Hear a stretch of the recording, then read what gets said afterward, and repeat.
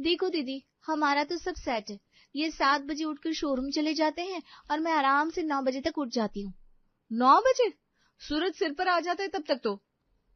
अब शहरों में तो इतना काम है नहीं दीदी। हाँ, आपको उठना पड़ता होगा, जेठ जी खेत में जो जाते हैं ना सुबह सुबह काम करने। ऐसा नहीं है, वो तो बस सुबह सुबह गाय भैंसों का दूध निकालना पड़ता है। अब 15 गाय भैंसों को नौकरों के हवाले तो नहीं छोड़ सकते। लेकिन कुछ भी कहो, शहर में जिंदगी सुकून की है। गोबर तो नहीं उठाना पड़ता कम से कम। वो तो तुम शहर में मेरी वजह से रह रही हो। मैंने ही ससुर जी से बात की थी कि देवर जी को शहर में बिजनेस करने देते हैं। अब वो तो विवेक जी की मेहनत है जो शहर में इतना बड़ा शोरूम कर लिया खड़ा। शहर में किसी चीज की कमी नहीं है। एक फोन पर सब्जी, दूध, पानी सब घर आ जाता है। तेरे शोरूम के लिए पैसे भी अमित जी ने दिए थे निशा, ये कैसे भूल गई तू? दीदी, वो पैसे तो ससुर जी के थे, जेठ जी ने थोड़ी ना दिए थे। अब अमित जी का नाम लेकर पैसे देते तो क्या कभी लेता विवेक? ये सब जो शोरूम और शहर का घर बना रखा है ना, ये गांव के पैसों का है। दीदी, वो तो आपको शहर में रहने को नहीं मिल रहा है ना, इसलिए आप ऐसा कह रही हैं। मैं भी खूब जानती हूँ गांव में सासू माँ से कितना जेवर ले रखा है आपने। वो तो मैं कभी गांव में पूछने नहीं आती आपसे। अरे तो मैंने कौन सा रोका है? और तूने भी जो ससुर जी से जमीन अपने नाम करवाई है उसका क्या? कैसे झूठे इल्जाम लगा रही हो दीदी? बड़ी बहू, आ बड़ी बहू, सासू माँ बुला रही है। अगर वो नहीं बुलाती ना तो बताती। मुझे भी आपसे बहस करने का कोई शौक नहीं है। गांव वाले क्या जाने शहर वालों की ठाठ। इतना कहकर निशा ने फोन काट दिया और विमला प्रिया को ढूंढते हुए उसके कमरे में आई। बहू कब से आवाज दे रही हूँ, सुनाई नहीं दे रहा है क्या? सुन लिया है सासू माँ, अब तो कुछ और क्या ही सुनूंगी। क्या हुआ? तुझे कितनी बार मना किया है कि निशा बहू को फोन मत लगाया कर। क्यों न लगाओ सासू माँ, शहर के सारे काम पर कब्जा करके बैठी है आपकी छोटी बहू। कभी हमें एक पैसे का भी हिसाब दिया उसने? तेरे पास यहाँ गांव में जमीन कम है क्या? सासू माँ, जमीन की कमी भले ना हो, लेकिन मैं यहाँ खेतों और गाय भैंस के चारे गोबर में ही लगी रहती हूँ। बहू बस करते, सुबह सुबह मेरे सिर में दर्द मत दे, और काम कर ले थोड़ा। हाँ, मैं तो मेहनत करती हूँ और महारानी बस शहर में आराम करे। मेरा क्या मन नहीं करता शहर में रहने का। प्रिया अपने मन में ही बड़बड़ाती रहती है और काम में लग जाती है। इधर शहर में निशा अपनी काम वाली बाई को काम समझा रही थी। देखो हेमा, ऐसे नहीं चलेगा। तुम्हारा 7 बजे का टाइम है और तुम खुद 9 बजे आती हो। पापा जी और विवेक बिना नाश्ते के निकल जाते हैं। तो दीदी, अब 2 लोगों के लिए नाश्ता भी नहीं बना सकती हो क्या? ऐसा क्या करती हो आप? हेमा, मैंने तुझे रखा है या तूने मुझे? हाँ, ऐसे कैसे बात कर रही है मुझसे? दीदी, अभी मेरा दिमाग ना बहुत खराब है। पहले मेरे को अदरक वाली चाय पीने दो, उसके बाद में बात करती है। क्यों भाई, क्या हुआ तुझे? अरे ये रीटा दीदी की सास आई है ना गाँव से। जब देखो तब मेरे काम में कोई ना कोई कमी निकालती रहती है। मैंने तो आज बोल दिया रीटा से, कुछ दिन आएगी नहीं मैं। अरे तो उनके घर का गुस्सा मेरे पति और ससुर के नाश्ते पर क्यों निकालना है? वो इससे तो आपका भी मूड आज ठीक नहीं लग रहा है दीदी। क्या बात है, आज फिर जेठानी से लड़ाई हो गई क्या? अरे कैसी जेठानी? गांव की जमीन, मम्मी जी के गहने, जेवर सब तो रख के बैठी है और कहती है हमने शहर में पापा जी से जमीन अपने नाम करवा ली। अरे तो दीदी, बाद में ये सब प्रॉब्लम तो आनी है। इससे अच्छा अभी से ही बंटवारा कर लो। बंटवारा? और नहीं तो क्या, बाद में फिर क्या पता आपको गांव की जमीन भी ना दे और शहर के मकान में भी हिस्सा लेकर जाए। जिठानियां कम थोड़ी ना होती है। मैं छोटी हूँ, कुछ बोलती नहीं हूँ, इसलिए सब मेरा हिस्सा हड़प लेते। लेकिन मैं ऐसा नहीं होने दूंगी। आज ही पापा जी से कहूंगी कि मुझे भी गांव की जमीन में हिस्सा चाहिए। हाँ दीदी, बिल्कुल बोल देने का। अब जरा एक कप चाय तो बना दो, फिर बताती मेरी जेठानी ने क्या किया। रुक, अभी बना के लाती हूँ। निशा हेमा के लिए चाय बनाने रख देती है और शाम को अपने पति और ससुर के घर आने पर कहती है। क्या बात है बहू, आज तुम्हारा मूड खराब है क्या? तबीयत तो ठीक है ना तुम्हारी? मेरी तबीयत बिल्कुल ठीक है। पापा जी, मुझे आपसे कुछ बात करनी है। हाँ हाँ बहू, बोलो क्या बात है? पापा जी, मुझे गांव की जमीन में हिस्सा चाहिए। ये क्या कह रही हो तुम? मैं आपसे नहीं, पापा जी से बात कर रही हूँ विवेक। मेरी तो कोई वैल्यू ही नहीं है। क्यों बहू, बड़ी बहू ने फिर कुछ कहा क्या? दीदी क्या बोलेंगी, वो तो खुद यहाँ की प्रॉपर्टी में और शोरूम में हिस्सा मांग रही है। क्या? लेकिन क्यों, सब सही तो चल रहा है, फिर क्या जरूरत है हिस्सा बांटने की? जरूरत है विवेक जी। कल को हमारे बच्चे होंगे तो क्या वो दीदी के बच्चों से लड़ेंगे? तुम बहुत आगे का सोच रही हो। अभी ऐसा कुछ नहीं होगा। अभी हो या तभी हो, मुझे तो गांव की जमीन में हिस्सा चाहिए पापा जी। ठीक है बहू, मैं कुछ सोचता हूँ। माधवलाल खाना खाकर बाहर निकल जाता है और अपनी पत्नी विमला को फोन लगाता है। विमला, ये क्या सुन रहा हूँ मैं, बहू ये हिस्सा मांग रही है। आपने तो अभी सुना होगा, यहाँ मैं तो सुबह से सुन रही हूँ। अरे पर लेकिन अचानक से क्यों? अरे अब जब कोई रोज रोज फोन पर शहर की तारीफ करेगा तो गांव वाले का मन क्यों नहीं होगा शहर जाने का। ओह, तो ये बात है। कोई बात नहीं विमला, मेरे पास एक उपाय है। क्या उपाय है? माधवलाल विमला को अपने उपाय के बारे में बताता है। ठीक है, अब ये लोग अगर दोबारा लड़ाई करने बैठ गई ना तो अब बताती हूँ मैं इन्हें। हाँ, और मुझे पूरा भरोसा है तुम पर, तुम सब संभालोगी। अगले दिन प्रिया दोपहर को खेतों से लौटी और अपनी सास से बोली, इतनी तेज धूप में मुझे खेतों के 4 चक्कर लगाने पड़ते हैं और वहां वो महारानी शहर में दिन भर घर में एसी की हवा खाती है। अरे बहू तो कहे तो तेरे कमरे में भी लगवा दूं एसी, अब खेतों में तो लग नहीं सकता, हमारे पास तो कूलर तक नहीं था। सासू मां, बात खेतों में एसी की नहीं है, बात यह है कि मैं ही गांव में क्यों पड़ी रहूं, मुझे क्या अच्छा नहीं लगेगा शहर में रहना। तो तू क्या चाहती है? मुझे भी हिस्सा चाहिए शहर के मकान में और शोरूम का हिसाब भी करना है। वो सब तो ठीक है, लेकिन तू कभी शहर में रही नहीं है बेटा। तो निशा कौन से शहर में पली बड़ी है, गई तो वो भी शादी के बाद ही है। बात तो तेरी भी ठीक है। विमला आगे कुछ कहती तब तक उसका फोन बज उठा। लो आ गया छोटी बहू का फोन। करो करो बात, और मेरी बात भी रख देना। हाँ भाई, तू जरा शांति पकड़। विमला फोन को कान से लगाकर बात करने लगती है। प्रणाम मम्मी जी। खुश रहो बहू, आज कैसे याद कर लिया आपने मम्मी जी को? याद तो रोज ही करती हूँ, लेकिन जिठानी जी बात ही कहाँ करवाती है। अच्छा अच्छा, बताओ क्या बात है? मम्मी जी, अब तो समय आ गया है कि आप हम दोनों बहुओं में बंटवारा करते। आपको तो पता है शहर में कितने खर्चे होते हैं, अकेले यहाँ की कमाई से कुछ नहीं होने वाला। तो क्या करूं मैं, एक और शोरूम खुलवा दूं? नहीं मम्मी जी, शोरूम क्यों, जब खेती से इतना पैसा आ रहा है हमें उस पैसे में हिस्सा चाहिए। बहू, खेत के पैसों में हिस्सा वहां बैठे बैठे तो नहीं मिलेगा, और मुझे क्या पता कि तुम खेत और जमीन संभाल भी पाओगी या नहीं। क्यों नहीं संभाल पाऊंगी, मैं सब संभाल लूंगी मम्मी जी। अगर ऐसा है तो तुम दोनों साबित करके दिखाओ। प्रिया, तू शहर जाकर रह 1 महीने और वहां का काम संभाल, और निशा तू गांव आकर यहाँ का काम संभाल। ठीक है सासू माँ, मुझे मंजूर है। क्या हुआ निशा, तू कुछ बोल नहीं रही है? मैं भी तैयार हूँ मम्मी जी, भेज दीजिए दीदी को यहाँ और मैं आती हूँ वहाँ। अगले दिन निशा गांव में रहने चली आती है और प्रिया शहर में रहने जाती है।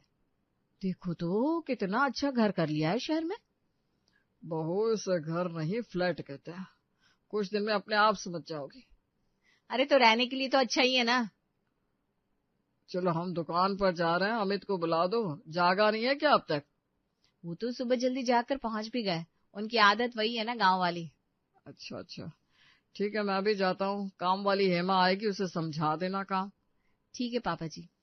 माधवलाल काम पर निकल जाते हैं और प्रिया आराम से बैठकर टीवी देखने लगती है। अरे अब कौन है, और निशा दीदी किधर है? मैं उसकी जेठानी हूँ, 1 महीना यहीं रहूंगी। अब गांव से आई लिए ना? गांव से आई हूँ, दूसरे ग्रह से नहीं। ऐसा क्यों बोल रही है? अरे यार, अभी तो मैं एक की सास से परेशान थी, अब गांव वाली एक और आ गई। क्या हुआ, तू क्या सोच रही है? अरे दीदी, मैं तो ये कहने को आई थी, मेरे को ना 1 महीने के लिए अपने गांव जाने का है। मैंने निशा दीदी को बता दिया था, तो मैं चलती अब। अरे पर काम कौन करेगा? दीदी 1 महीने की बात है, अब देख लो ना। हेमा वहां से चली जाती है और प्रिया घर के काम संभालने लगती है। शहर में रहना कौन सी बड़ी बात है, वॉशिंग मशीन चलाओ कपड़े धुल गए, मिक्सी चलाओ चटनी बन गई, सब काम हो जाता है। लेकिन दूध कहाँ है भाई? प्रिया अपने ससुर को फोन लगाती है। हेलो पापा जी, यहाँ दूध कहाँ से आता है, घर में दूध नहीं है। अरे प्रिया, बिल्डिंग के नीचे ही किराने की दुकान है, वहीं से दूध आता है, तुम जाकर ले आओ, और देख लेना सब्जियां भी ले आना। ठीक है पापा जी। प्रिया सामान लेने चली जाती है। दूसरी तरफ निशा अभी तक सो रही थी। निशा, ओ निशा बहू, ए छोटी बहू, अभी तक सफर में ही हो क्या? उठ जाओ अब। ये पापा जी आज औरतों की आवाज में क्यों बोल रहे हैं? अरे पापा जी की औरत बोल रही हूँ मैं, अभी तक सो रही है तू? मुझसे तो कहती थी 5 बजे उठ जाती हूँ। मम्मी जी, वो मैं 5 बजे ही उठती हूँ, जरा थक गई थी आज। अच्छा चलो कोई बात नहीं, अब उठ जाओ और नाश्ता बना दो। नाश्ता? यहाँ काम वाली नहीं है क्या? बहू बाहर के कामों के लिए नौकर है, वो भी सिर्फ गाय भैंस और खेतों की देखभाल करते हैं। काम तो तुम्हें ही समझाना पड़ेगा ना उन्हें। अच्छा अच्छा, बस इतना सा काम है। ठीक है मम्मी जी, मैं उठती हूँ। क्या खाएंगे आप नाश्ते में? पास्ता बना दूं? बहू ये सब नाश्ता यहाँ नहीं चलता, तू कुछ ज्यादा ही शहरी हो गई है। पराठे बना और चटनी सिल पर पीसना, मिक्से की चटनी मुझे पसंद नहीं है। ठीक है मम्मी जी, अभी मैं चटनी बनाने जा रही हूँ। निशा धनिया मिर्ची लेकर चटनी बनाने लगती है और तभी मक्खी भगाने के चक्कर में उसके मिर्ची वाले हाथ आंख से लग जाते हैं। ओ माँ, मर गई रे। क्या हुआ बहू, क्या हुआ? मेरी आंखें जल रही है।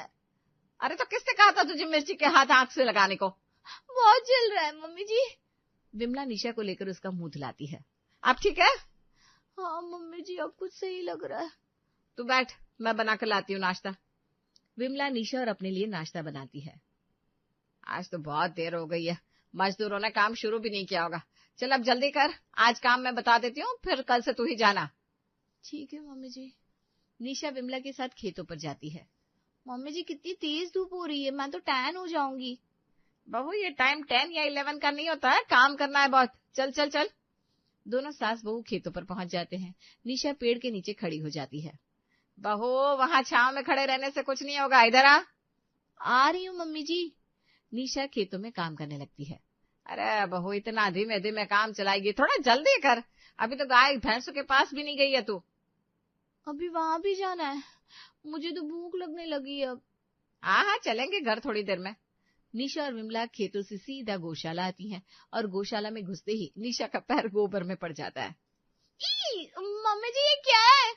अरे तो नीचे देख कर चला करना, और दूध दूहना भी तो सीखना है, ऐसे करेगी तो कैसे रहेगी गांव में?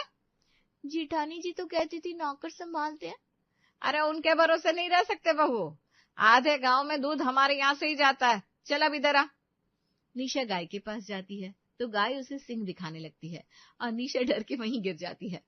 मम्मी जी ये तो मार रही है। अरे मार नहीं रही है बहू, अभी तुझे जानती नहीं है ना, इससे चारा खिला है, तब दोस्ती हो जाएगी तेरी। मेरे तो कपड़े भी गंदे हो गए मम्मी जी, घर चलिए ना प्लीज। ठीक है चल। निशा और विमला घर आ जाती हैं। निशा कपड़े बदल कर आती है और सोफे पर बैठ जाती है।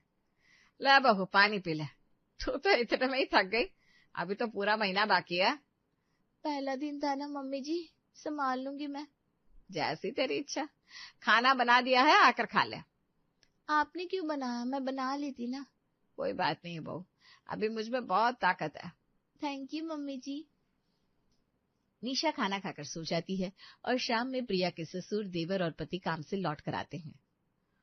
बहू हेमा नहीं है क्या? नहीं ना पापा जी, वो तो 1 महीने के लिए चली गई। अच्छा अच्छा, बहू एक कप चाय तो बना दे।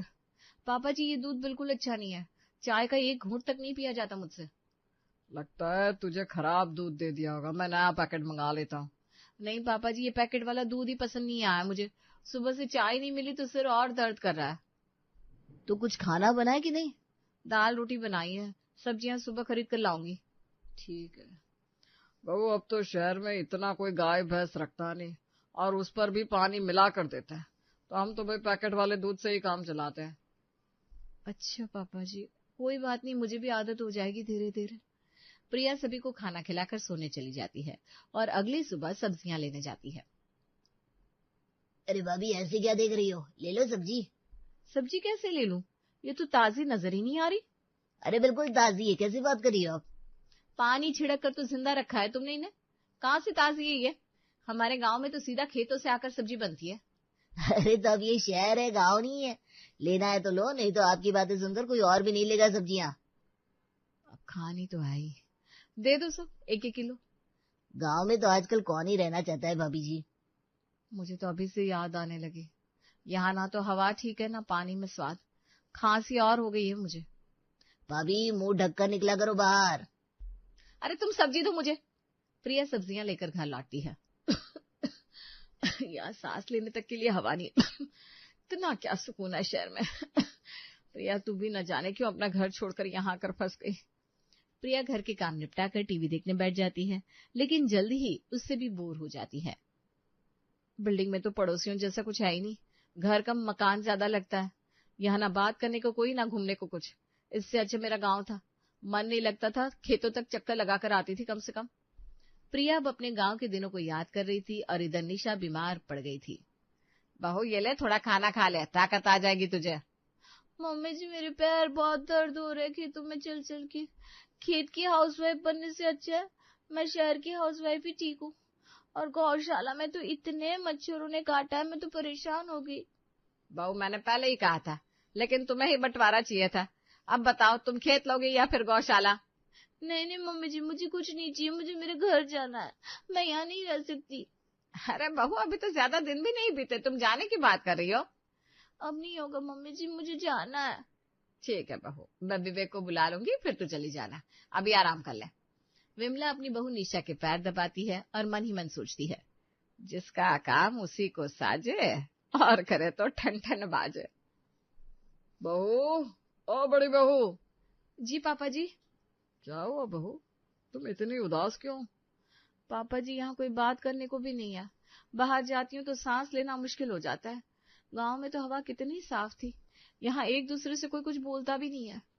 अरे बहू, शहर में सब व्यस्त रहते हैं, ऐसे ही तो रहा जाता है शहर में। ये घर भी कितना छोटा है, मैं तो अपने गांव वाले घर में ही 4 चक्कर आराम से लगा लिया करती थी। कोई बात नहीं बहू, महीने का एंड होने दो, फिर शोरूम का हिसाब देखना तो अच्छा लगेगा।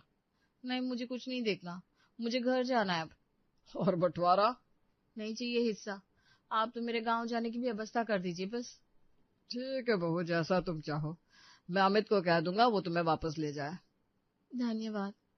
अगले दिन ही प्रिया गांव पहुंच जाती है और निशा वापस अपने शहर। अब कोई नहीं करेगा बातें बंटवारे की। अरे सपने में भी नहीं करेगा।